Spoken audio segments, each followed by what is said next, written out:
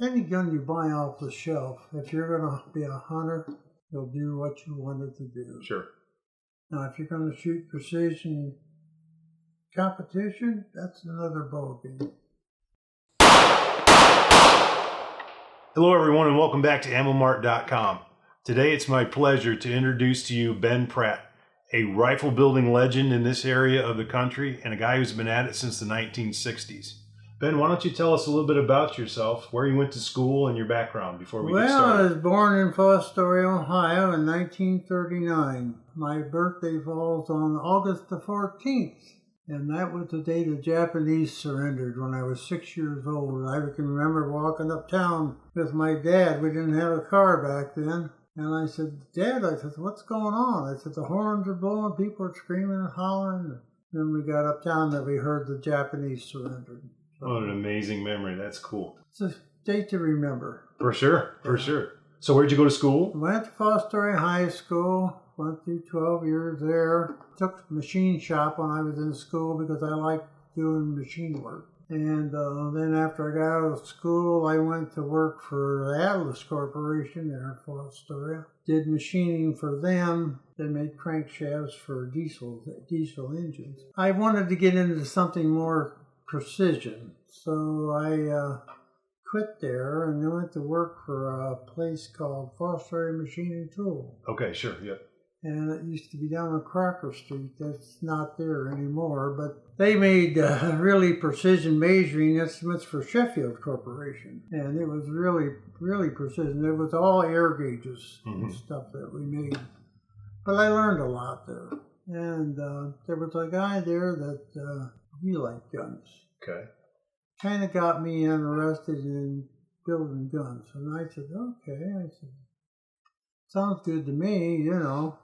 I never really worked with him on a gun, but everything that I have learned, I've learned on my own. I'm self-taught, but I've been doing it for like 25 years now. But there's a lot to take into consideration when you build a gun for somebody. Any gun you buy off the shelf, if you're going to be a hunter, you'll do what you wanted to do. Sure. Now, if you're going to shoot precision competition, that's another ballgame. Just like this rifle here. This rifle here is all blueprinted. Everything is right to the nuts on everything that I did to it. Before we go any farther, tell me a little bit about this functional art you've made. Tell us a little bit about what it's chambered in, how long it takes you to do. And because I got to tell you, I'm completely blown away by the work. It's fantastic. But I think you're better to tell the audience about it than me. Well, when you buy an action, of course I take the action apart and I set it up in a lathe. I've actually built my own fixture that I can set it up into, and I can go in and machine the lug areas and the end of the action, so that everything is in line. And then, when you take the bolt out, I actually machine a little bit off the end of the bolt. Okay. So to make sure that between the lugs and this part here, everything is in line. So there's a lot of little things you do for things like that, but it took me about a month to build this rifle, but I had other work to do at the same time, but everything came out good. It's got a good barrel on it. It's got a benchmark barrel. It's a 6.5 caliber. I took a Remington Alta 7mm Ultra mag case, and necked it down to 6.5 because 6.5 has got so much more variety of bullets, especially for long range. So I wanted to make a 6.5 caliber. So this is a 6.5 Remington Short Ultra mag case. But this is easily a 1,000-yard gun. Yes, very easily. Ben was telling me it has less than an 8-inch group at 1,000 yards with no super developed load for the rifles so far. So tremendous work. And my favorite part is you also did all of the stock work. Yeah. Amazing. Yeah. I like a large palm swell. This has got double set triggers on it.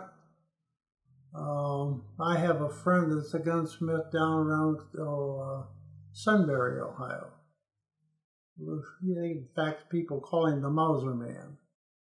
And I worked with him a lot, buying pieces and parts. It's like the double set trigger. That's where I got the double set trigger from. But I made my own trigger guard because everything is custom into that stock. I just enjoy doing that kind of stuff, and I take a little extra time. It's like the scope mount here. The scope mount is a special mount made by Farrell Corporation down in Texas. It's made of steel. I don't use aluminum.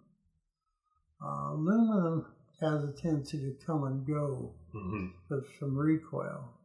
This is all steel. And it's got Redfield sights or rings on it, but it's got inserts on it. So it's self-aligning, so that you don't have to lap them in or anything. But it's got a 6.5 to 20 Leopold scope with target turrets, good clarity. It repeats. I can set it for 1,000 yards and drop it back to 300, change the setting to a 300 setting, and it'll be right dead on. Holds true point of aim, point of impact. Good for you. So, how awesome. That's one of the main things about building rifles. But if you're just going to go hunting or something like that, any rifle off the shelf will probably do what you want it to do. But if you want to shoot precision, you've got a lot of extra things that you got to do. If you have a idea, do you know about how many rifles you've made over the course of time? I knew you was going to ask me that. I was out in my shop today getting ready to come over here, and I have a filing cabinet, and whenever I build a gun for somebody, I always make a sketch of the rifle, the action, the measurements, and everything, what the caliber is going to be, the length of the barrel, the twist, and all everything. So one of these days I'm just going to have to count them, but I have no idea. More than a few. More than a few. I got a box about that big a square and about that deep. It's clear full of the ends, the chamber, and the muzzle. See, when they make a barrel, they'll take a piece of steel and they'll bore a hole through it, and then they'll put riflings in it. But then when they get done with it, they drive a steel pin in each end. They set them in a furnace, and they stress relieve them. They'll take them up to like 400 degrees for several hours, and then they'll shut the furnace off and then just let it cool. Gradual cool. That relieves all the stresses and everything.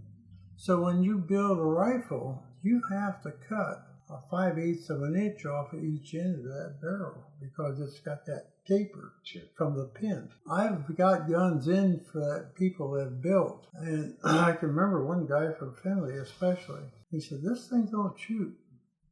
It just don't shoot." It was in 257 Roberts, which is a good cartridge. And the first thing I did is I checked the muzzle. I have taper, or I have pins, and I can check it with. And that thing was just like a funnel on the end. And I said, "Who built this guy?" He said, "Well, I did." I said, "You didn't cut any off of here, did you?" And he said, "Well, no." I said, "I wanted to leave it as long as I could." I said, "Well, that pin that they drive in there, it just forms it, and it just ruins the barrel. You got to cut about 5/8 of an inch off of it." And he said, "Well, I didn't know that." And I said, "Well, now you know." Anyway, that box that I have is clear full of about that much of all the barrels that I have done. But I've built, all kinds of, I don't know how many I've built over the years. I really enjoyed it. I had my own little shop. I have a lathe, milling machine, surface grinders, all kinds of disc sanders and belt sanders. But it's a labor of love. And I usually put my name on every barrel. You'll see my name on this one. It's been a labor of love. I really enjoyed it. You can sure tell. Pardon? I said you can sure tell that it's a labor of love. The precision here is remarkable. I had a guy come to me one day, and I built a gun for him once before, and it was a 260 Ackley approved, which is one of my favorite cartridges. I took a 308 down to 6.5, and then I blew out the shoulder, made it less taper, because the less taper you have and the sharper the shoulder angle, you get rid of a lot of stretch. Mm-hmm. Because no matter how many times you fire a case, they stretch it a little bit. So by giving it a sharp shoulder angle, they don't stretch as much. Mm-hmm. And another advantage to that is you get more case capacity, and it actually lowers your pressures. So this is some of the things that you have to take into consideration. But it's like I told this guy, he wanted to go hunting for elk out in Colorado, and he wanted me to build his gun. I said, okay. I said, I want a 6.5 284, which is a 284 case, neck down to a 6.5. And it's a good cartridge. Mm-hmm. Nice long-range cartridge. Well, after he left, about 2 days later, he called me. And he said, Ben, he said, have you started my gun yet? And I said, well, no. I said, I'm waiting for a barrel and some other stuff. And he said, well, I changed my mind. He says, I want a 6.5 Norma. And I said, now, wait a minute. I said, why do you want a 6.5 284 Norma over a standard 6.5? Well, he said, I just read an article. The guy said, this is the ultimate cartridge. Dan, I said, do you know what the difference is between those two? I said, you're talking just a little longer throat. It's all you're talking about. Mm-hmm. Oh, that's what I want. And I said, well, I'll tell you what. I don't have that reamer. I said, if you want to buy the reamer, I'll build you the gun. He said, well, I'll buy the reamer. So he bought the reamer. I said, I'm not going to buy a reamer for one gun. Right. So he bought the reamer. And I got it in the mail, and finally I got the barrel, and I built the gun for him.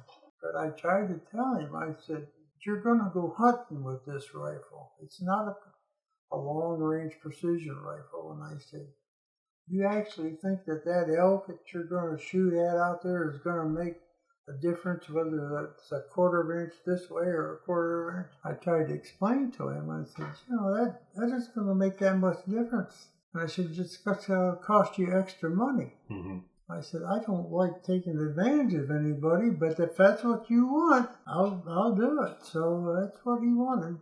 But I've never talked to him since then, so I don't know if he even went hunting. So I don't know. So, and if you could, tell us what's the biggest advantage in Wildcat cartridges compared to a stock factory load? Okay. Now here, the best way to explain that is, a Wildcat cartridge, you change the contour of the case. A lot of your cases are tapered, of course, like a 308. What I do is I have a reamer made that makes the case longer or bigger in diameter, and it changes the shoulder angle up here. So you actually gain more capacity in the case. And when you load it and fire it, it actually reduces your pressures. See, you take a 308 or a 30-06 or something like that, you're looking at 60,000 PSI. Mm-hmm. That's a lot of pressure. Mm-hmm. By making this bigger up here, you get more case capacity, so you can use a little slower burning powder. Like this powder in here is an H1000. It's pretty slow. And the reason I use that is so that, see, in those cartridges, you'll burn your powder up in the first 16 inches. Mm-hmm. I've seen barrels get shot out in the first 16 inches. Because it's not burning all the way down. Yeah. So I used a little slower burning powder, so it burns a little cooler out there. So which is consistency. Your barrels last a little longer. Mm-hmm. By doing that, one of the things, a big misconception, everybody wants velocity. They want 4,000 feet a second. This cartridge right here is 2,900 feet per second. all the years that I've been reloading and building these rifles, 27 to 2,900 feet per second is the ultimate velocity that you want to use.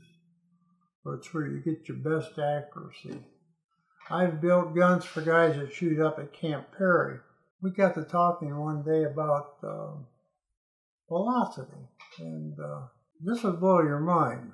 If you're shooting 3,000 or 300 yards and you're shooting 3,000 feet per second,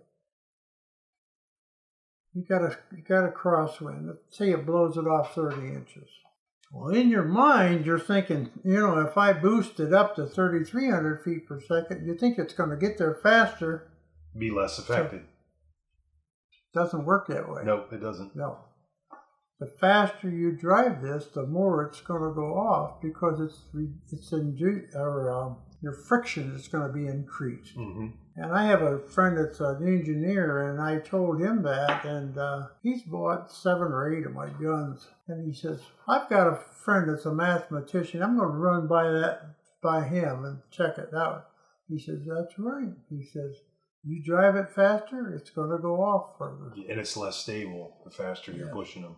Yep. Yeah. For sure. So that's all these things that are going through your mind when you're shooting. You have to take into wind consideration,